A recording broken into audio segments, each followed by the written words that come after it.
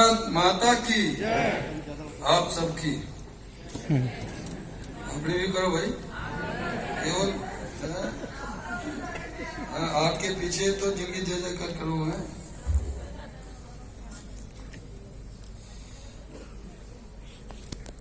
अपने नेत्र कुंभ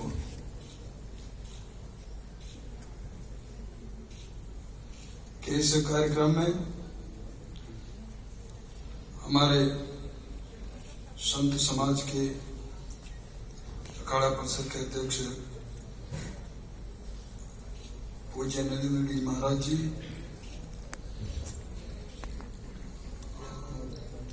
हमारे श्रद्धेय आदरणीय बालकृष्ण महाराज जी, मेरा तो लगातार संपर्क रहता है। अपने पूज्य माता मंगला जी, जो कि आज पूरे देश के अंदर सेवा कार्य में लगी हुई है। अपने डॉक्टर दयाल सिंह जी कुमार अध्यक्ष और पूर्व में कैबिनेट मंत्री रहे, लगातार 4 बार के विधायक रहे, वर्तमान में अपने प्रदेश के सम्मानित अध्यक्ष माननीय मदन कौशिक जी, श्री राजकुमार जी, अखिल भारतीय सेवा प्रमुख, अपने doctor Ravikant ji, director AIIMS, lieutenant general Mehta ji, अपने माननीय चंद्रशेखर जी, डॉक्टर सतीश जी, सुनील जोशी जी, महामंडलेश्वर ललितानंद जी, और मैं क्या कहूं, मंच पर तो नहीं है लेकिन मैदान में है, आपके साथ में बैठे हुए हैं। और जहां से मैं भी प्रेरणा लेकर के यहाँ आया हूं और समय समय पे उनसे प्रेरणा लेता रहता हूं। वो सामने नहीं होते लेकिन पीछे से सारा कुछ करते रहते, हमको आगे बढ़ाते रहते हैं। अपने प्रांत प्रचारक इंद्र जी और अपने अखिल भारतीय राष्ट्रीय स्वयंसेवक संघ के सदस्य और पहले मेरे प्रांत प्रचारक रहे, संभाग प्रचारक रहे। जब मैं प्रचारक था मुझे लगता है कि निकल गए, मेरी बहुत देर निगाह पड़ी होंगे। माननीय अशोक वेरी जी थे ना यहाँ पे, आगे गए, बहुत देर मेरी निगाह। तो जब इनका देखते हैं तो मंच पर बैठना फिर लगता है कि, लेकिन मजबूरी है, दायित्व है, जिम्मेदारी है। और फिर कहें भी क्या, जब वो लोग सामने हों तो फिर कहना भी बड़ा अटक लगता है। अपने माननीय चंद्रमा जी और सभी सम्मानित मेरे वरिष्ठ और कनिष्ठ जन, सम्मानित भाइयों और बहनों, एक को छोड़कर उसका परिचय भी किया। आप सबको नमन करता हूं, प्रणाम करता हूं। मित्रों, बहनों, भाइयों, मुझसे बहुत सारे प्रबुद्ध जन बैठे हैं और जहां आचार्य बालकृष्ण जी हो, माता मंगला जी हो, तो वहां मेरी क्या हिम्मत हो सकती है कुछ बोलने की। मैं तो एक छोटा सा एक कार्यकर्ता, सेवक, और बहुत सारे मंच पे नहीं है लेकिन मेरे सामने हैं, बड़े विद्वान हैं और कई सेवा कार्यों में भी लगे हुए हैं। मित्रों, बहनों और भाइयों, इस सक्षम ऐसी एक संस्था के द्वारा नेत्र कुंभ और नेत्र कुंभ नाम रखा, लेकिन जब कुंभ हो तो तब नेत्र कुंभ हो, और कुंभ ही न हो ठीक से तो नेत्र कुंभ कहां से हो।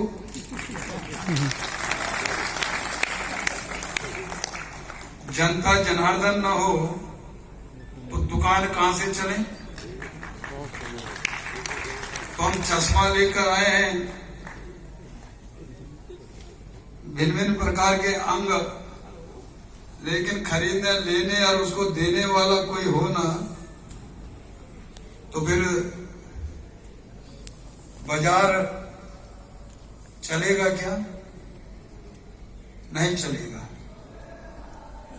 कुंभ 12 साल में आता है, हर रोज नहीं आता, हर वर्ष नहीं आता। मेले हर वर्ष होते हैं, त्योहार हर वर्ष होते हैं, हर महीने होते हैं, लेकिन कुंभ तो 12 साल में एक ही बार आता है। अर्ध कुंभ आएगा 6 साल में। इस कुंभ की बहुत बड़ी महत्ता है। ये केवल प्रदेश का नहीं तो देश और दुनिया का कुंभ है।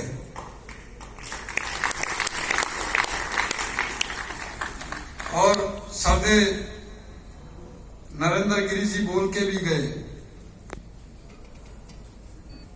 मित्रों, कोविड हमारे सामने था, है,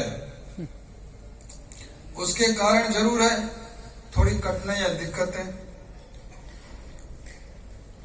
उसमें थोड़ा सरलीकरण ये सब करना पड़ा।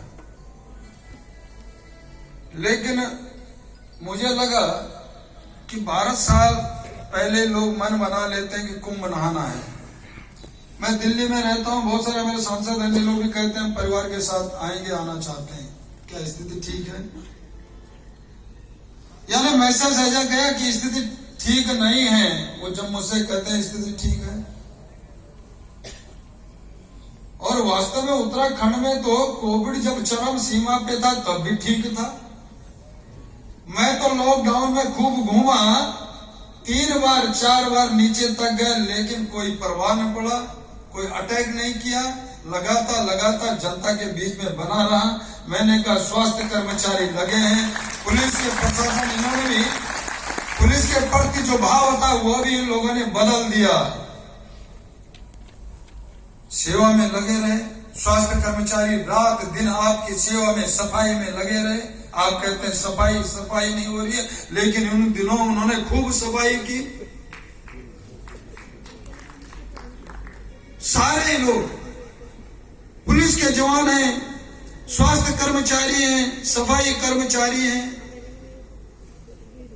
खाद्यान्न वाले हैं, घर घर में खाद्यान्न पहुंच रहा है। कभी कल्पना नहीं की होगी, लॉकडाउन हो गया, बाजार बंद हो गया, उद्योग धंधे चौपट हो गए, कहां से खाएंगे, डिप्रेशन में लोग आने लगे।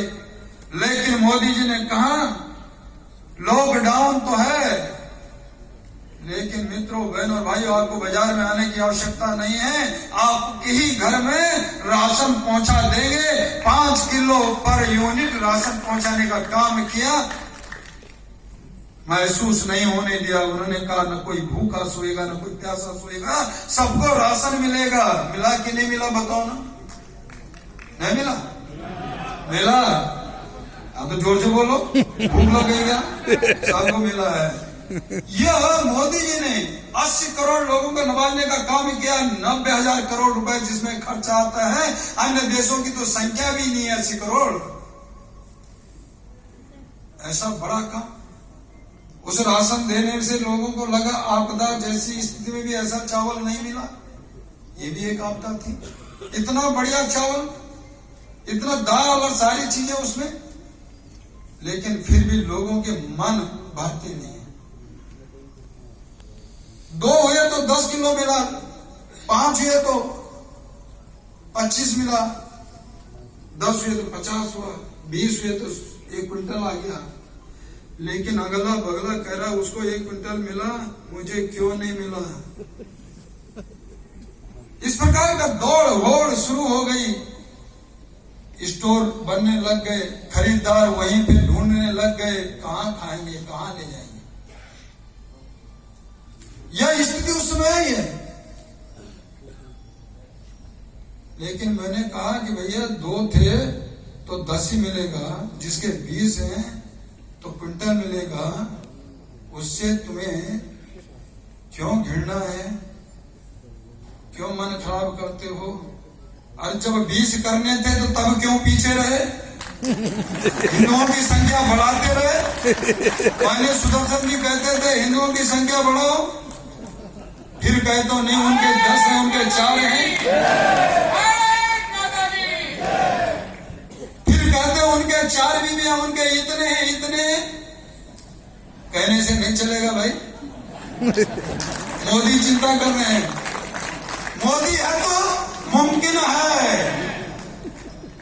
क्यों? मोदी है तो मुमकिन है। इसलिए जो काम करना, समय पर करना, सब कुछ करना, लेकिन महाकुंभ में भी स्नान करना। हम क्यों पीछे रहे स्नान करने से? नरेंद्र गिरी जी कह रहे थे, मैंने तो परसों ही कहा, बड़े खुश थे। हमने कहा पहले तो आपका स्वागत करेंगे, अभिनंदन करेंगे। मैं खुद उस दिन आया, शपथ लेने के दूसरे दिन पहुंच गया। आप हमारा संत समाज है, हमारी भावना, हमारी उपासना, हमारी आस्था के केंद्र हैं। आप हमारे लिए पूजनीय हैं, इसलिए आपका स्वागत और अभिनंदन करना हमारा धर्म, हमारा कर्तव्य है। तो आपका स्वागत भी भव्य दिव्य करेंगे, महाकुंभ भी भव्य दिव्य करेंगे। जय।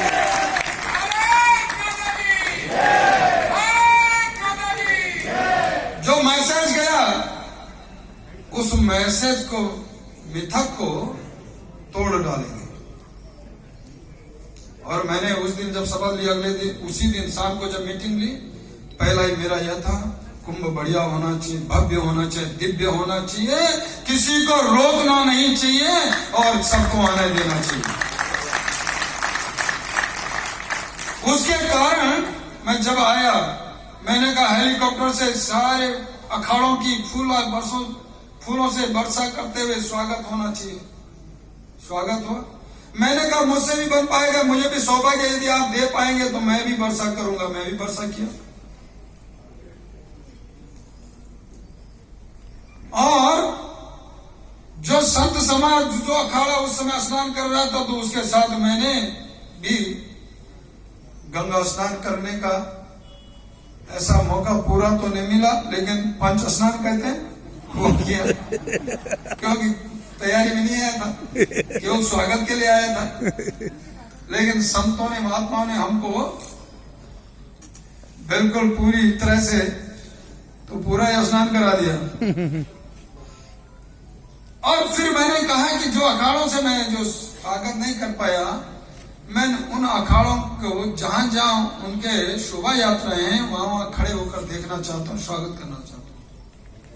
ऐसे में अखाड़ों के पास, आपका डैम कोटी कंगल चौक के पास, वहां पर फूलों की वर्षा। मैंने कहा हेलीकॉप्टर यहाँ क्यों नहीं आ रहा, हल्की पैड़ी की तरफ क्यों नहीं उड़ान कर रहे?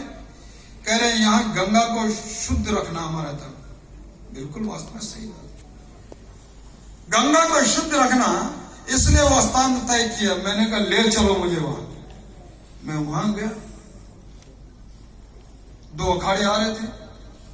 एक अखाड़े को उधर डाइवर्ट कर दिया, एक इधर को, जब तक उस वर्षा मैंने खड़े होकर स्वागत किया तो हेलीकॉप्टर पुष्प वर्षा करने लगा संत समाज पे।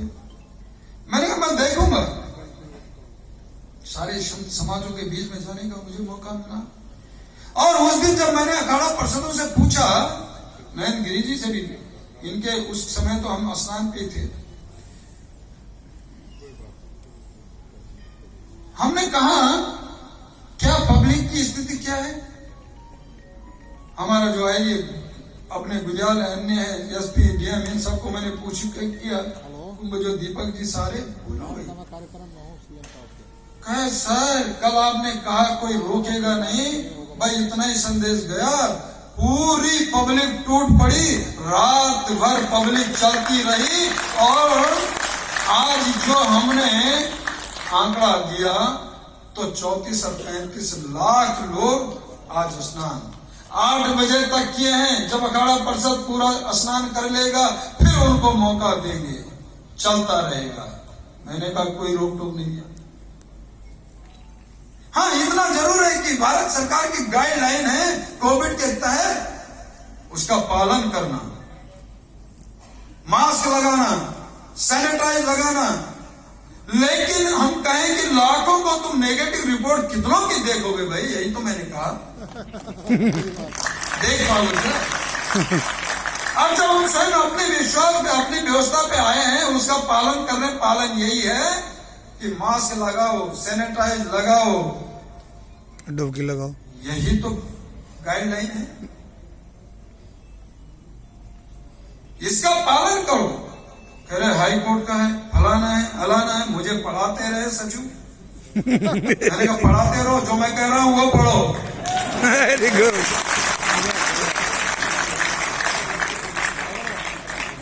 ये मैंने कहा चिंता मत करो। इसलिए ये आस्था का प्रश्न है। लोग बहुत पहले से तय किए रहते, मुझे कुंभ जाना है, कुंभ नहाना है। और उसके कारण मुझे दिल्ली से फोन आए, सारे लोग आए, बढ़िया हो गया, अच्छा हो गया, हम भी आ रहे हैं। मैंने कहा आओ, स्वागत है। हम आपका स्वागत करेंगे, अभिनंदन करेंगे। और मैंने जब फिर अपने प्रशासन से या अधिकारियों से फिर कुछ और व्यू लिए, ब्रीफिंग किया, तो कल भी मैं कुंभ के लिए बैठा शाम को सारे अधिकारियों के साथ, डीएम एसपी के साथ पूरी तरह जुड़ा। अरे क्या स्थिति भाई? लेकिन संत समाज तो खुश है। बोला खुश है? मैंने कहा खुश तो मैं, मेरे पास उनके फोन आए अखाड़ों के सारे लोग। लेकिन जनता क्या कह रही है? बाजार का व्यक्ति क्या कह रहा है? वो कह रहे साहब दुकान चल गई।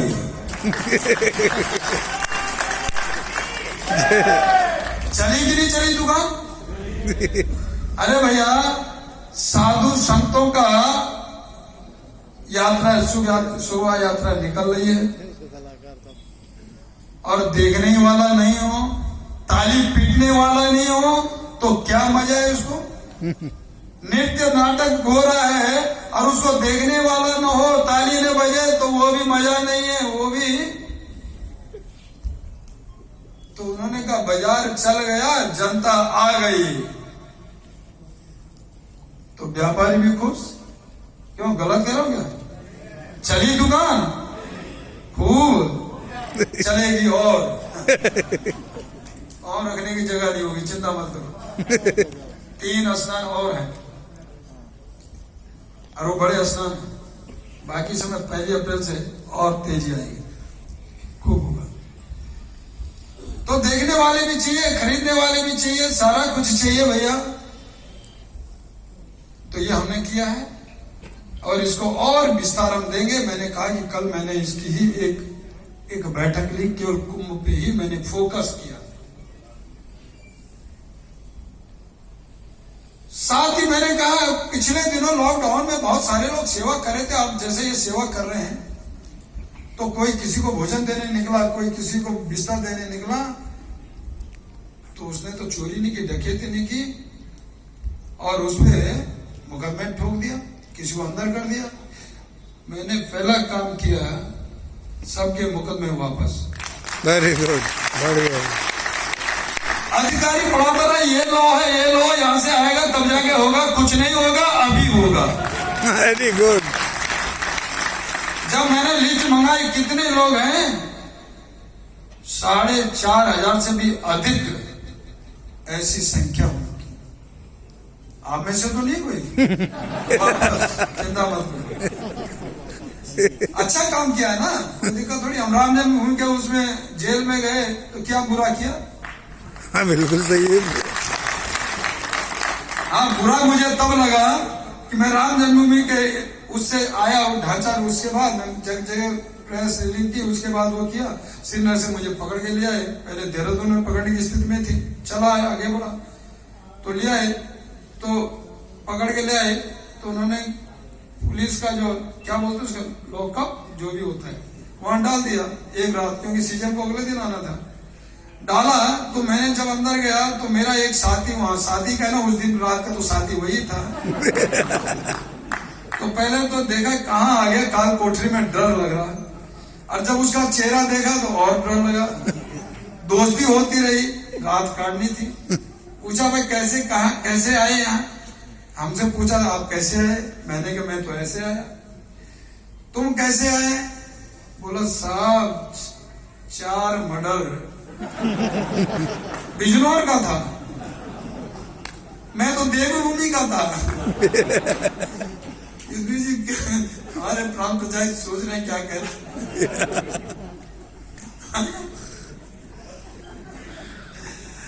तो मैं तो राम जन्मभूमि के उसमें गया, अरे वो आया तो फिर और डर लगा। मैंने कहा